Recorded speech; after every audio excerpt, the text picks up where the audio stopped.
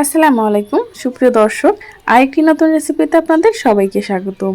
এরকম একটা ভেন্ডি নিরামিষ তরকারি থাকলে আপনার আর কোনো কিছুরই প্রয়োজন হবে না, সবাই একদম আঙুল চেটেপুটে খেয়ে নেবে। এতটাই টেস্টি, এতটাই মজা, আর তৈরি করা খুবই সহজ, খেতে ভীষণই মজা। তো চলুন কথা না বাড়িয়ে এটা আমি কিভাবে রান্না করেছি সেটাই আপনাদের মাঝে শেয়ার করি। প্রথমে আমি এখানে একটি কড়াই বসিয়ে দিলাম, দিয়ে দিলাম রান্নার সয়াবিন তেল। এখন দিয়ে দিচ্ছি আমি প্রথমে কিছু আলু ছোট ছোট করে কেটে নিয়েছিলাম, দেখতেই পাচ্ছেন। আলুটাকে আমি ভেজে নেব প্রথমে 3 থেকে 4 মিনিট, এটা আমি মিডিয়াম আঁচে ভেজে নেব। এই আলুটার কালার একটু চেঞ্জ যখন হয়ে যাবে তখন আমি এর ভিতরে দিয়ে দেব পেঁয়াজ কুচি এবং সাথে 2টা কাঁচামরিচ। এখন এই পেঁয়াজ আর আলুটাকে আমি কিছু সময় ভেজে নেব, যতক্ষণ না পর্যন্ত পেঁয়াজটা খুব সুন্দরভাবে ভাজা হয়।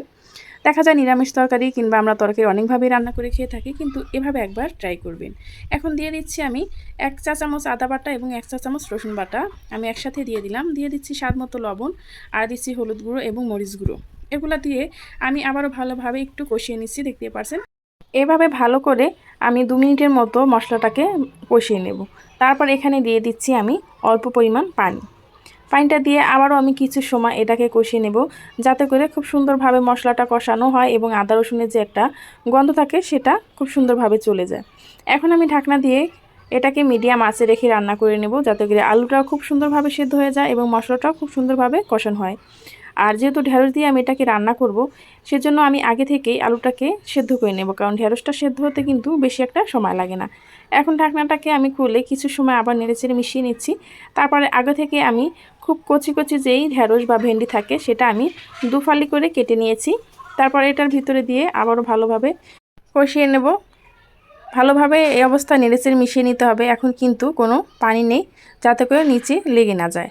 তারপর আমি ঢাকনা দিয়ে আবারও কিছু সময় মিডিয়াম আঁচে রেখে এটাকে কষিয়ে নেব, মানে ভেন্ডিটাকে আমি খুব সুন্দরভাবে মশলার সাথে যেন মিশে যায় এরকম। এখন আমি আবারও ঢাকনাটা খুলে নেড়েচেড়ে মিশিয়ে নিচ্ছি খুব সুন্দরভাবে, আর নিচে কিন্তু লেগে যায়নি, অবশ্যই সেই দিকে খেয়াল রাখতে হবে।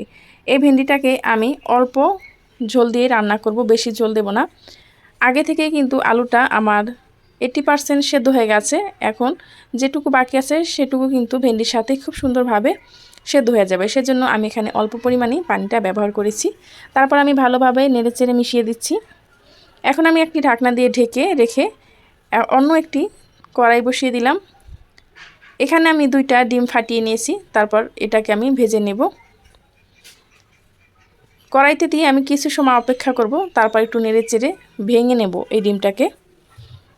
দেখতে পাচ্ছেন আমি কিভাবে ডিমটাকে ভেঙে নিচ্ছি, ঠিক এইভাবে আপনারাও কিন্তু ডিমটাকে ভেঙে নেবেন। রান্নার শেষে যদি এরকম ডিমটা দিয়ে আপনি রান্নাটা শেষ করেন, তাহলে কিন্তু এই ভেন্ডির রেসিপিটা খেতে ভীষণই ভালো লাগে। এখন আমি এইটার ভিতরে দিয়ে দেব একটা টমেটো কুচি। আগে থেকেই আমি একটা টমেটো কুচি করে রেখেছিলাম, সেটা এটার ভিতরে দিয়ে দিচ্ছি। আর দিয়ে দেব যে ডিমটা আমি ভেজে রেখেছি সেইটা দিয়ে আমি কিছু সময় আবারও এটাকে রান্না করে নেব। সবগুলো উপকরণ দিয়ে এখন আমি ভালোভাবে একটু নেড়েচেড়ে মিশিয়ে নিচ্ছি। এভাবে বাসায় একবার হলো ট্রাই করবেন। যদি খেয়ে থাকেন তাহলে অবশ্যই কমেন্টে জানাবেন, আর যদি না খেয়ে থাকেন তাহলে অবশ্যই একবার ট্রাই করবেন। যদি ভালো লেগে থাকে তাহলে কাছের মানুষের কাছে ভিডিওটি শেয়ার করে দিতে পারেন।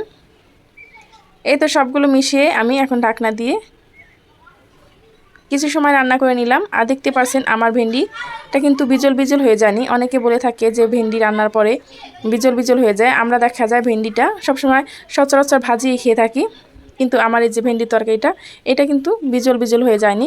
আর আলু ঢেঁড়স বা ভেন্ডি যেটাই বলুন খুব সুন্দরভাবে পারফেক্টভাবে কিন্তু সেদ্ধ হয়ে গেছে।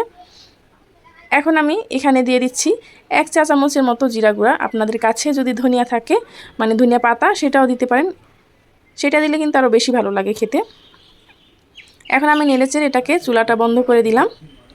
এখন আপনাদেরকে একটু পরিবেশন করে দেখাচ্ছি।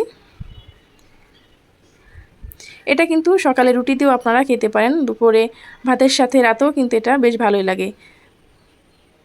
এই পর্যন্ত যারাই আমার সাথে ছিলেন তাদেরকে জানাই অসংখ্য ধন্যবাদ। আমার এই ভিডিওটি ভালো লাগলে প্লিজ চ্যানেলটি সাবস্ক্রাইব করে আমার পাশেই থাকবেন। আল্লাহ হাফেজ।